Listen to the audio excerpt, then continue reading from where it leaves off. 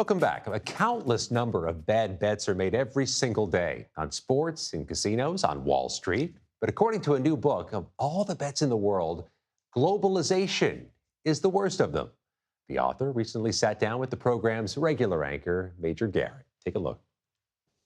David Lynch joins us in the Conversation Corner. I'm very happy to have him here because he's written a super important book. The title, The World's Worst Bet: How the Globalization Gamble Went Wrong. And here's an interesting and tantalizing subtitle to the subtitle, in parentheses, and what would make it right. So, David, let's talk about what's going on right now between President Trump and President Xi and the trade troubles between U.S. and China. What are you watching for? What are they indicative of? Well, I think what I'm watching for is whether this meeting at the end of the month actually comes off. At the moment, it looks like it will, and I think it probably will happen. Between Trump and Xi. Between Trump and Xi. But the rhetoric on both sides has been going hot and cold every 24 hours. So it's a very fluid situation. Can, realistically, the United States decouple itself from China or China from the United States? Short answer is no. The longer answer is it would be incredibly costly, incredibly disruptive, and we have hidden exposures to China that even if we were to stop all direct trade, which nobody's talking about doing, things we buy from Thailand and Mexico and Canada and other countries have Chinese components inside of them.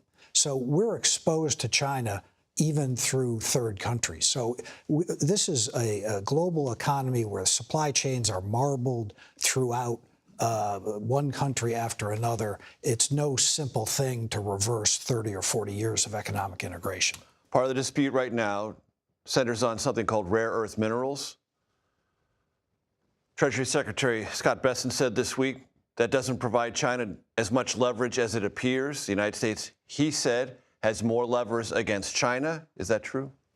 Well, this is a little bit like Muhammad Ali and Joe Frazier, right? They both have leverage. Right. They both can hit each other in the face.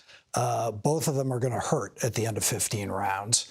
And maybe somebody will be called a winner. Proven a tenacity to go 15 rounds. Absolutely. And the Chinese, I think, are feeling their oats a little bit. This is a moment in history. It has been said to me that they've been preparing for a Trump 2.0 in case it came. Yeah, and I think they had trouble with Trump 1.0. They couldn't figure out how to deal with Donald Trump in the first term. It took them quite some time. They tried to work through their traditional channels to the U.S. business community. Those didn't work because this president listens to different advisors. And China first thought, well, we can just buy him off with some very simple deals at the end of 2017. That didn't work. I think they're still trying to struggle to figure him out because Trump 2.0 is different from Trump 1.0. David, based on all your research, could this economic conflict become a military one? Could it spill over? Or are those viewed as decidedly different lanes? Yeah, I'm not sure they're viewed as decidedly different. And there are voices in Washington who talk about the relationship as headed for a kind of bellicose. Bellicose, an eventual conflict. I don't think that's written in the cards. I don't think that's inevitable, and I think it would be incredibly costly, and it would represent a profound failure of policy in both capitals. So I want to go back to something in the book, page 302, and we're going to reverse engineer the book in a certain way. I'll read from it directly. Unwinding the current commercial relationship between the United States and China will do nothing to help workers who suffered from the rise of Chinese imports in the early 2000s. In fact, full decoupling from China would unleash a reverse China shock that could prove as painful as the original. That really jumped out to me. Yeah. Explain that. Think of it this way. If you lost your job at a tire factory in Northwest Tennessee in 2005. As many people did. As some people did. You've gone on to something else. It probably didn't pay as well as what you were making in the tire plant. Maybe you had to move, or maybe you stayed put.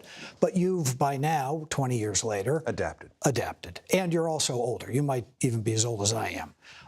In which case, if we severed our links with China, what good does that do you? At the margin, it's probably going to make products cost more, and it would introduce a disruption that would reconfigure supply chains and commercial relationships throughout major parts of the economy. Despite everything, we still do $600 billion worth of business just in merchandise trade a year. If that goes elsewhere, companies are going to lose contracts. They're going to have to lay people off. This part of the economy will be hurt. Maybe that part is helped.